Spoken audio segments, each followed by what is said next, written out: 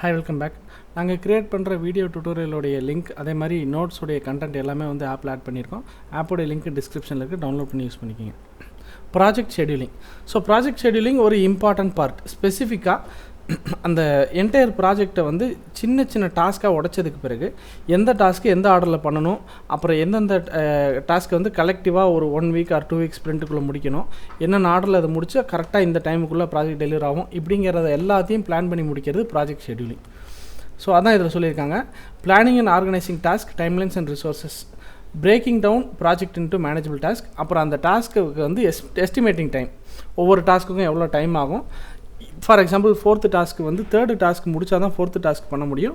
So அப்போ 4th task ஒரு person பண்ணுறாருனா 3rd task ஒரு பர்சன் பண்ணுறாருனா 3rd டாஸ்க் வந்து இந்த ஸ்ப்ரிண்ட்டில் பிளான் பண்ணி முடித்தா தான் 4th டாஸ்க்கு அடுத்த ஸ்ப்ரிண்ட்டில் அவர் முடிக்க முடியும். அப்படிங்கிற இந்த மாதிரி பிளானிங் மேனேஜ்மெண்ட் எல்லாமே வந்து ப்ராஜெக்ட் ஷெடியூலிங் கீழே வரும். Goals of project scheduling: allocate resources efficiently. எந்த ரிசோர்ஸை எந்த பர்சனை வந்து எந்த மாடியூல் பண்ண விடணும், என்ன அல்காரிதம் பண்ண விடணும், என்ன டாஸ்க்கு அலோகேட் பண்ணணும், டைம்லைனையும் பொறுத்து குயிக்காக முடிக்கிறது யார் இல்லை கரெக்டாக முடிக்கிறது, இது எல்லாமே டீட்டெயில்டாக அனலைஸ் பண்ணி அலோகேட் பண்ணணும். Identify task dependencies. நான் ஆல்ரெடி சொன்ன மாதிரி தான், ஒரு டாஸ்க்கும் இன்னொரு டாஸ்க்கும் டிபெண்ட்னா அதுக்கேற்ற மாதிரி டிபெண்டன்ட் டாஸ்க்கை ஃபஸ்ட்டு முடிச்சிடணும். இந்த மாதிரி சில விஷயங்கள்லாம் இருக்குது. Define critical path, monitor progress and delays, keep the project on track. ரெகுலராக அந்த ப்ராஜெக்டோடைய ப்ராக்ரஸ் செக் பண்ணிக்கிட்டே இருந்து ப்ராஜெக்ட் வந்து நம்ம அந்த ஸ்பீடில் கரெக்டாக தான் போய்ட்டுருக்குமான்னு ரெகுலராக செக் பண்ணணும். ஸோ இந்த ப்ராஜெக்ட் ஷெட்யூலிங்கில் வந்து கீ எலமெண்ட்ஸ் என்னென்னா, first work break down structure. Already சொன்னதான், divides the project into smaller manageable components, first point. அதுக்கப்புறம் அதை பிரிச்சுட்டா சின்ன சின்ன டாஸ்க்காக இருக்கும்போது யாருக்கு அலோகேட் பண்ணலாம், எப்படி அலோகேட் பண்ணலாம், எந்த டேட்டில் அலோகேட் பண்ணலாம் அப்படிங்கிறதெல்லாம் நம்ம வந்து ஓரளவுக்கு இது பண்ண முடியும். ஒன்ஸ் அப்படி உடச்சதுக்கப்புறம் அந்த ஒவ்வொரு டாஸ்க்குக்கும் எஃபோர்ட் எவ்வளோ, எஃபோர்ட்டுங்கிறது நம்பர் ஆஃப் ஹவர்ஸ் தேவைப்படும். அந்த எஃபோர்ட் வந்து எத்தனை எஃபோர்ட் தேவை, எவ்வளோ எஃபோர்ட் தேவை, எப்போ முடிக்கணும், இதெல்லாம் வந்து எஸ்டிமேட் பண்ணுவாங்க. எஸ்டிமேட் பண்ணதுக்கப்புறம் டிபெண்டன்சியும் செக் பண்ணுவாங்க. ஸோ ஃபார் எக்ஸாம்பிள் இந்த டாஸ்க் முடிக்கிறதுக்கு ஆல்ரெடி சொன்ன மாதிரி இன்னொரு டாஸ்க்கோடைய அவுட்புட் தான் இதுக்கு இன்புட் அப்படின்னா, அப்போ அந்த டாஸ்க்கை ப்ரீவியஸாக முடிச்சு வைக்கிறதுக்கு ஒருத்தருக்கு அலோகேட் பண்ணி வைக்கணும் ப்ரீவியஸாகவே.